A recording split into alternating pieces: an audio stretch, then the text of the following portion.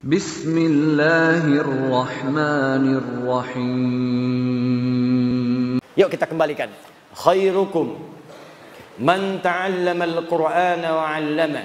Nabi menyampaikan yang terbaik di antara kalian dari sekian hamba yang soleh, dari sekian hamba-hamba yang hidup di bumi adalah orang yang mau belajar Al-Quran dan mengamalkan apa yang telah ia pelajari itu.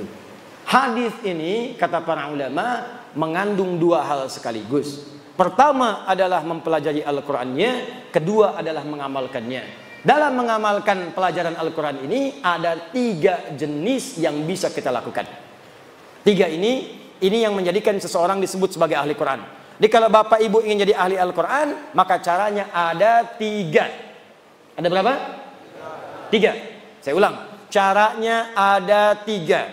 Satu, ada yang disebut ahli Quran, ahli qiraat. Ahli Quran, ahli qiraat, yang senang membaca. Baca. Qiraat. Jamaknya qiraat. Jadi untuk menghafal, Allah berikan kemudahan. Tapi dia senangnya baca. Sehingga karena senang baca ini, konsentrasi kehafalannya agak berkurang. Mungkin hafalnya cuma satu surat, Al-Baqarah saja misal. Atau hafalnya satu surat, Al-Ikhlas saja. Ada di antara sahabat Nabi yang kalau baca surat dalam sholat, saking ikhlas ya sholatnya, yang dibaca cuma Al-Ikhlas saja. Al-Ikhlas terus, Qul huwallahu ahad, Qul huwallahu ahad, Qul huwallahu ahad, sampai diadukan oleh sahabat yang lainnya. Ini hadis sahih, nyata. Ketika diadukan pada Nabi, ya Rasulullah, si fulan kok bacanya itu melulu. Jadi imam Al-Ikhlas, jadi imam Al-Ikhlas, sampai makmumnya pun sudah paham. Begitu mau sholat pasti Al-Ikhlas. Ghairil maghdubi alaihim waladdallin. Al-Ikhlas. Diadukan pada Nabi, ya Rasulullah, si fulan bacanya Al-Ikhlas terus. Dipanggil oleh Nabi, ya fulan, kamu diadukan oleh kawan-kawanmu, kenapa baca Al-Ikhlas terus? Kata sahabat ini, ya Rasulullah, ana uhibbullah ta'ala, saya mencintai Allah. Saking cintanya dengan Allah, saya senang baca surat Al-Ikhlas karena kecintaannya kepada Allah. Masya Allah. Ahlullahi wa khasatuh. Kalimat itulah yang memasukkan dia dalam keluarga, barisan-barisan yang dicintai oleh Allah dan dikhususkan oleh Allah Subhanahu wa ta'ala. Kata Nabi, teruskan. Bayangkan. Dia ada orang yang ahli Quran, hafalnya mungkin sedikit, satu surah, dua surah, tapi kecintaannya pada Al-Quran menjadikan dia rajin baca. Masya Allah, baca, seperti Ramadan kemarin. Ya, one day, one juz, semalam, sehari, satu juz. Ya, besoknya satu juz lagi, sebulan 30 juz. Allahu Akbar, baca. Al-Imam Asy-Syafi'i, hari-hari biasa, satu hari 30 juz. Ramadan, setiap hari 2 juz. Siang 1 juz, malam 1 juz. 30 hari 60 juz. 60 juz emang ada? 60 kali khatam. 60 kali khatam. Anda bayangkan. Saking cintanya dengan Al-Quran. Al-Imam An-Nawawi menyebutkan kisah dalam kitabnya At-Tibyan fi Adab Hamalatil Quran. Ada seorang di zaman salafus saleh yang senang dengan baca Al-Quran. Yang senang dibaca suratnya Al-Baqarah, Pak, Bu. Ini kisah nyata. Di setiap mau tidur Al-Baqarah, setiap mau tidur Al-Baqarah. Nanti ada yang senang Al-Mulk, ada yang senang Yasin. Ini senangnya Al-Baqarah. Di kalau senang Yasin, baca Yasinan. Senang Al-Mulk, Al-Mulkan. An-Nisa, An-Nisaan. Al-Baqarah, Baqarahan. Dia ini senang Al-Baqarah, Baqarahan. Tiap malam sebelum tidur Baqarah. Saking cintanya dengan Al-Baqarah, tidak pernah tidur sebelum baca Al-Baqarah. Satu kali tertidurlah ia karena lelah dan belum sempat baca Al-Baqarah. Di pertengahan malam dalam tidurnya, tiba-tiba terbangun, kaget tuh. Tangannya mengenai sebagian dari tubuh kawannya. Kawannya kaget bangun, mengatakan, kamu kenapa tiba-tiba bangun kemudian tanganmu kena saya? Kata orang ini, laqad ra'aitu fil manam annani laqad natuhatnil baqarah. Saya tadi mimpi dalam tidur diseruduk Al-Baqarah. Seperti betina. Saking dekatnya dengan surat itu, diingatkan, kamu belum baca saya. Enak kamu tidur, baca dulu baru tidur. Bangun dia, ambil wudhu, baca. Makanya banyak keutamaan surah-surah dalam Al-Quran, fadilah-fadilah tertentu. Siapa yang baca Al-Mulk sebelum tidur, baca, maka jasadnya akan dijaga di alam kubur. Oh, yang benar Ustaz, wafat aja dulu, ntar baru ketahuan. Banyak nanya. Kan gampang membuktikannya. Wafat nyata. Apakah bisa milih? Tidak. Mungkin antum duluan, baru saya. Ya, bisa. Bisa saya duluan setelah antum. Mungkin. Ya, bisa memang saya duluan mengambil jenazah antum. Bisa. Nggak bisa milih, bisa milih. Mungkin kita bisa wafat lebih dulu. Saya permohonan kepada Allah, saya pengen wafatnya syahid. Doakanlah. Syahid itu tidak harus di medan peperangan fisik. Mungkin saat mengajar. Mungkin saat mengajar bisa wafat. Alhamdulillah. Mudah-mudahan ada yang bisa menggantikan di kemudian hari. Bangun bangsa ini, cintai bangsa ini. Berbuatlah yang baik untuk bangsa ini. Karena banyak ulama ini punya saham untuk membangun bangsa kita ini. Jangan terpecah belah. Bangunlah bangsa dengan baik. Insya Allah kami nanti ada program untuk bisa mengundang siswa-siswa di seluruh penjuru Indonesia untuk belajar. Nanti saya didik langsung. Sudah ada angkatan kedua sekarang. Didik selama setahun, kemudian saya kirim ke Timur Tengah. Alhamdulillah nanti yang sudah lulus ke Sudan dalam waktu dekat, nanti orang Sudannya datang akan dibawa langsung ke sana untuk belajar khusus ya. Di Sudan ada 25 orang, di Turki ada 13 orang, di Madinah ada murid kami juga di sana, di Al-Azhar ada. Terakhir saya sebelum kesini di hotel langsung ditelepon. Alhamdulillah atas keagamaan di kedutaan Mesir minta CV kami. Kemarin kami bersama 2 orang syekh dari Mesir, dan insya Allah akan diberikan kuota beasiswa di Al-Azhar 50 sampai 100 orang. Kita pilih putra-putri terbaik bangsa kita, belajarlah ke sana, pulang jadi ulama.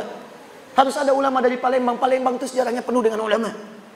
Syekh Abdul Somad Al-Palembangi itu ulama hebat, mufti di Makkah Al-Mukarramah, mufti. Generasi dulu. Syekh Ahmad Khatib Al-Minangkabawi dari Minangkabau. Punya murid-muridnya punya di Jawa. Siapa?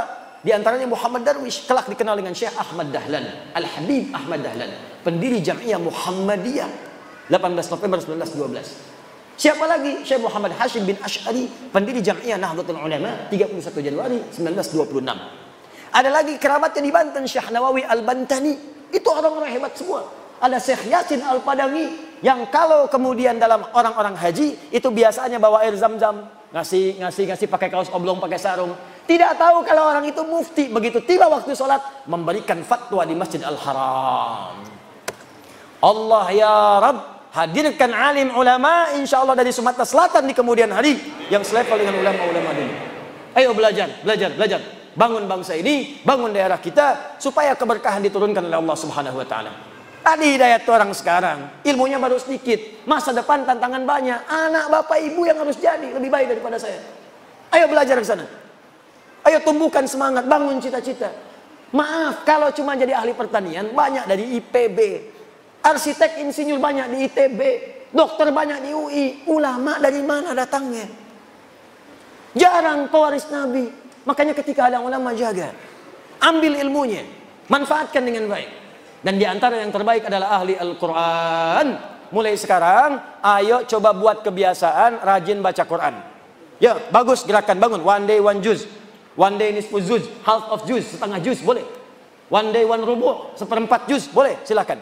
Bangun kebiasaan. Walaupun one day one ayat, 1 hari 1 ayat, boleh, silakan. Walaupun heran juga. Alif Lam Mim. Sudah dulu. Yang penting surga. Tambah. Ayo tambah. Ya. Nah, membaca ini nanti mengantarkan pada kemuliaan yang kedua.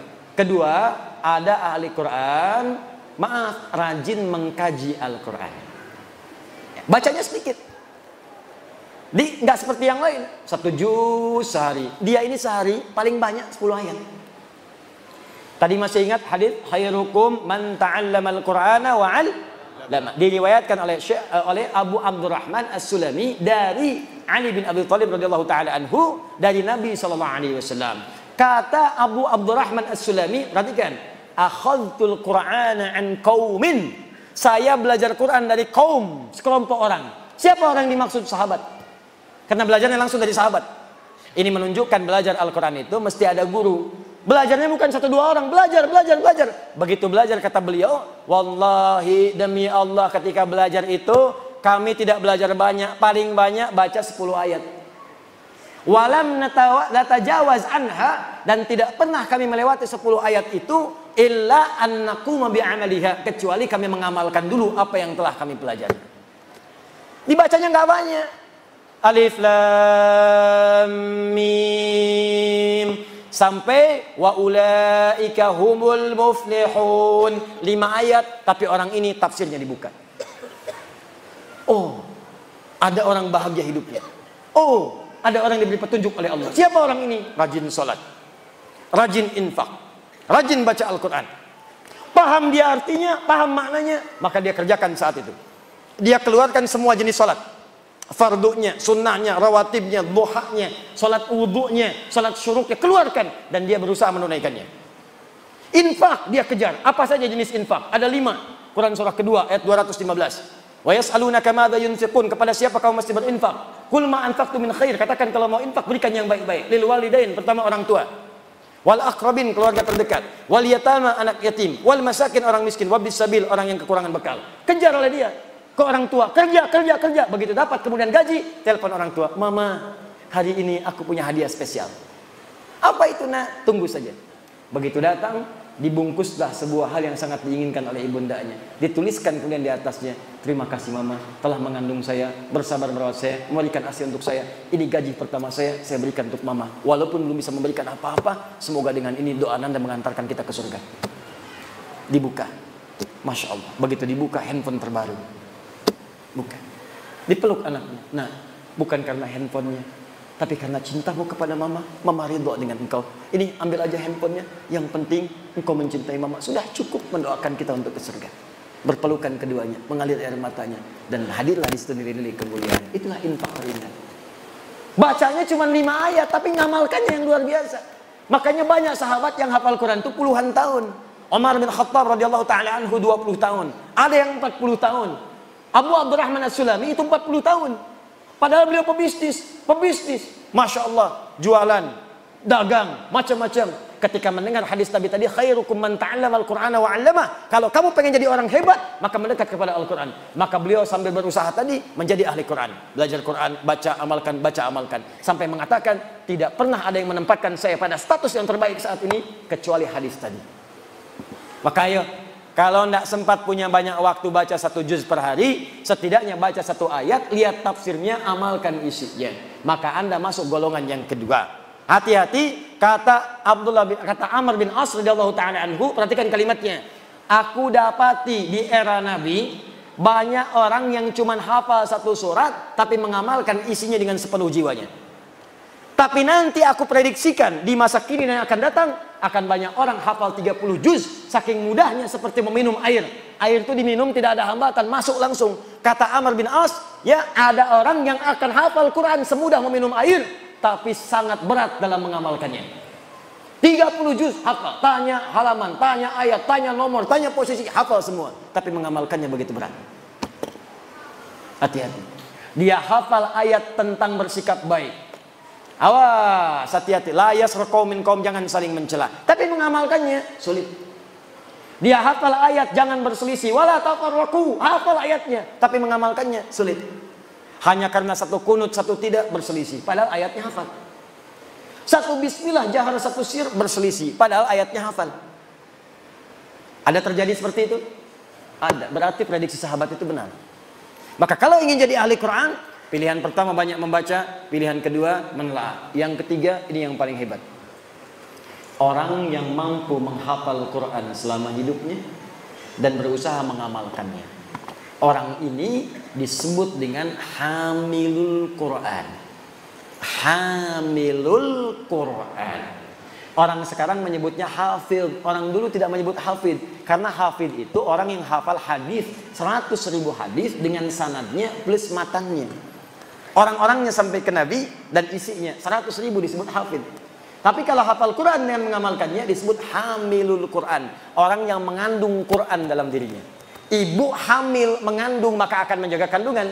Makan makanan yang baik, ya, cari yang bergizi, dijaga perilaku supaya bayi yang dikandung itu baik, sehat keluarnya. Janinnya bagus, bayi bagus. Maka orang yang mengandung Al-Quran pun akan menjaga Quran dalam dirinya. Dia akan menjauh dari yang haram, menjauh dari perkataan yang buruk, dan dia kejar untuk mendapatkan status yang terbaik. Itulah yang paling indah.